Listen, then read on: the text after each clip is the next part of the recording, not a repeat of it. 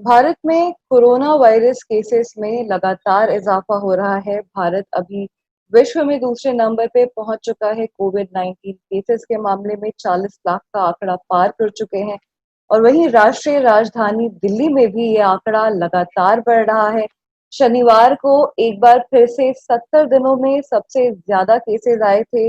2,973 cases आए थे शनिवार को और अभी तक दिल्ली में कुल मिलाकर 1.88 लाख कोरोना वायरस केसेस हो चुके हैं और शनिवार को 25 लोगों की मौत भी हुई थी। जहां पर एक तरफ आंकड़े नीचे जा रहे थे, वहीं पे अभी वापस से इजाफा दिख रहा है।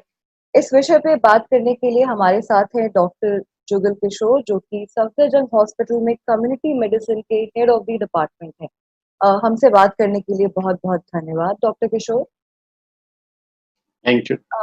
डॉक्टर साहब, जिस तरह का इजाफा अभी दिखा है, खासकर दिल्ली के मामलों में, अगर हम दिल्ली के मामले में आंकड़ों को देखें, हालांकि ये भी कहा गया है कि टेस्ट की संख्या बढ़ी है, इसीलिए आंकड़ों में इजाफा दिख रहा है। क्या लगता है कि क्यों ऐसा है कि ये जो संख्या है ये बढ़ रही है घटने के बजाय? ये कहना कि ये कम होनी चाहिए थी, ऐसा बिल्कुल नहीं है। क्योंकि हम एक्सपेक्ट कर रहे थे कि ये बढ़ेगा। उसका रीज़न ये है कि पहले हमने लॉकडाउन किया तो लोग घरों में बंद थे और मोबिलिटी बिल्कुल बंद थी। हमारी मेट्रो सारे चीज़ें बंद थी, हमारा इंडस्ट्री बंद था। तो लोग अपने-अपने घरों चले गए थे, दूसरे स्टेट में चले गए थे। दिल्ली के खुद लोग अपने घरों में थे। तो वो जैसे लॉकडाउन खुला तो लोगों की मोबिलिटी बढ़ी, उसके साथ में कारोबार बढ़ा, लोग एक-दूसरे से मिलना शुरू हुए। तो ये एक्सपेक्टेड था कि इंक्रीज़ होंगे, क्योंकि ये बताया कि ये एक नोवेल कोरोना वायरस है जो बिल्कुल नया है और किसी के अंदर इसके अगेंस्ट में इम्यूनिटी नहीं है। वो बाद में पता चला कि कुछ ऐसी बॉडी के अंदर सिस्टम होता है जिसमें कुछ लोग इससे इन्फेक्टेड नहीं होते, लेकिन ज़्यादातर लोगों के अंदर इम्यूनिटी नहीं है।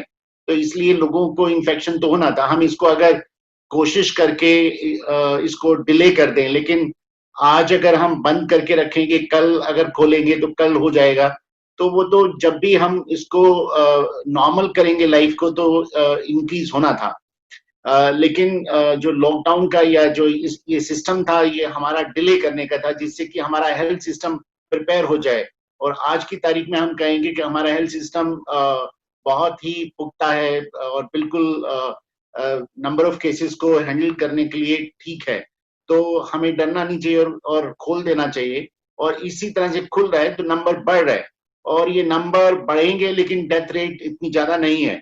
हम डेथ को भी कंट्रोल कर सकते हैं अगर हमारा हेल्थ सिस्टम की क्वालिटी बहुत अच्छी होगी और हर लोग इससे वाकिफ होंगे कि किस कंडीशन में हमें हेल्थ सेंटर पे या हॉस्पिटल में जाना है। तो मुझे लगता है कि इसमें कोई ऐसा घबराने की बात नहीं है। जी। जैसा कि आपने कहा कि अगर हेल्थ फैसिलिटीज़ अच्छी होंगी तो जो मौतों की संख्या है वो और नीचे आ सकती है। भारत बहुत बड़ा देश है, स्वास्थ्य के क्षेत्र में ख़ासकर भारत जो भी कदम उठाता है उससे पूरे विश्व को बहुत फ़र्क पड़ता है।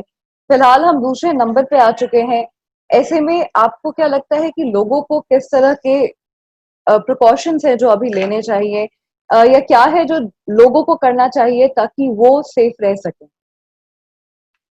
आपने बिल्कुल सही कहा। एक्चुअली जब हम नंबर की बात कर रहे हैं तो नंबर 1 तो ये होना ही है। चाइना के बाद में हमारा पॉपुलेशन सबसे बड़ी है और जो देश इसमें सबसे आगे हैं वो अमेरिका या ब्राज़ील, उनकी पॉपुलेशन हमारे से बहुत कम है। एक उत्तर प्रदेश या मध्य प्रदेश की जो जितनी जनसंख्या है उतनी जनसंख्या हमारी ब्राज़ील की है। तो उसमें नंबर ऑफ केसेस को डिटेक्ट करने का तरीका उन्होंने ज़्यादा अपनाया या अमेरिका के अंदर बहुत ज़्यादा तादाद में टेस्ट हुए तो इसलिए वो नंबर 1 पर रहा। लेकिन पॉपुलेशन के हिसाब से अगर हम देखें तो नंबर 1 पर ही रहेंगे, जब तक कि चाइना ये डिक्लेयर नहीं करता कि उन्होंने क्या स्ट्रैटेजी ली है या वो कितने टेस्ट कर रहे हैं या वहाँ पर क्या पोज़ीशन है, क्योंकि उसका कहना बड़ा मुश्किल है। तो संख्या के हिसाब से हम नंबर 1 डेफिनिटली रहेंगे और जितना आप ज़्यादा टेस्ट करेंगे उतना होगा। अगर हम सारी चीज़ों को देखकर भी देखें तो ये कुल मिला के 1% भी पॉपुलेशन हमारी इन्फेक्टेड नहीं है आज की तारीख में। और अगर हम बहुत ही ज़्यादा करेंगे तो 1 या 2% पॉपुलेशन इन्फेक्टेड आएगी तब पता चलेगा, लेकिन इतने टेस्ट हम कर नहीं सकते। हमारे को अब चाहिए कि हमें मालूम है कि सब लोगों को इन्फेक्शन किसी ना किसी रूप में होना है, काफी लोग इसमें नॉन सिम्टोमेटिक रहेंगे, तो कोशिश हमारी ये करनी चाहिए कि जो हमारी टेस्टिंग स्ट्रेटजी उसको बदलें, क्योंकि सबको टेस्ट करना जरूरी नहीं है। जब हमें पता है कि 20-30% एसिम्टोमेटिक होंगे और 95% से ज्यादा लोग माइल्ड टू मॉडरेट होंगे, माइल्ड केसेस होंगे, जिनमें किसी तरह का इंटरवेंशन की जरूरत नहीं है, तो हम हर व्यक्ति को टेस्ट करके हम अपने ऊपर एक बर्डन बढ़ाते हैं। तो हमारा जो टेस्टिंग स्ट्रैटेजी है वो बदलना चाहिए। आपने ये जो कहा कि हमारे को किस तरह से रहना चाहिए, तो पहले तो ये मैं कहूंगा कि इससे बिल्कुल घबराने की जरूरत नहीं है। ये किसी भी तरह के वायरल इन्फेक्शन जो हमारे रेस्पिरेटरी ट्रैक्ट को होता है, उस तरह का इन्फेक्शन है। डेथ उसमें होती है जब भी, इवन बच्चों में डेथ होती है जब हमारे रेस्पिरेटरी इन्फेक्शन होता है। तो जब नमूनिया होता है, नमूनिया में सबसे ज्यादा डेथ होती है। तो इस वायरस के अंदर भी यही है कि ये रेस्पिरेटरी इन्फेक्शन करता है, फिर उसके बाद में नमूनिया में कन्वर्ट होता है और फिर मल्टी ऑर्गन चेंजेस आते हैं। अच्छी बात यह है कि उन्हीं लोगों में डेथ कर रहा है जिनके अंदर प्री कंडीशंस हैं, जिनके अंदर सीरियस कंडीशंस हैं, तो उनके अंदर ज्यादा घातक है। अदरवाइज ये उतना घातक नहीं है जितने और दूसरे वायरसेस हैं। तो कुल मिला के हम कहेंगे कि अगर हमें इस फैटिलिटी को भी रोकना है, तो हमारे बहुत ही सिंपल हैं जो और दूसरे इन्फेक्शन के लिए भी बहुत कारगर सिद्ध होंगे।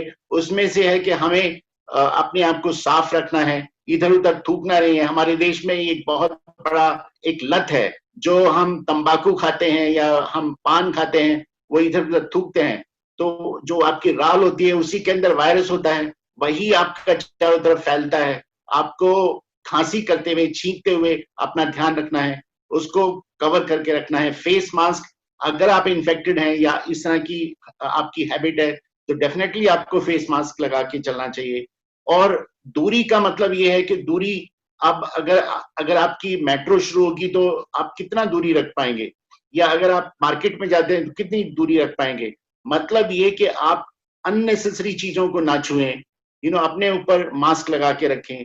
जब आप शहर से जब आप मार्केट से आते हैं या अपने जॉब से आते हैं, तो अपने घर पर अपने कपड़ों को आप उतार दें और साथ में फिर नहा लें। और फिर अगर आपके घर में कोई बूढ़ा व्यक्ति है, तो उसके संपर्क में आप बाद में आए, अपने आप को अच्छे से साफ करने के बाद में।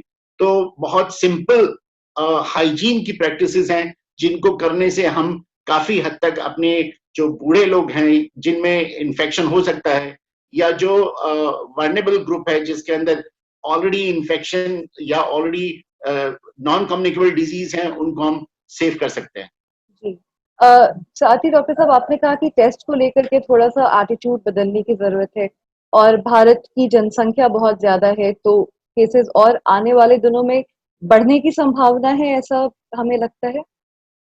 बिल्कुल, अगर हमें ये लगता है कि ये 50% 60% पॉपुलेशन को होगा, जहां पर हमने टेस्ट किए हैं अभी, तो ये 5% 6%, कहीं पर 7% एंटीबॉडीज टेस्ट निकले हैं।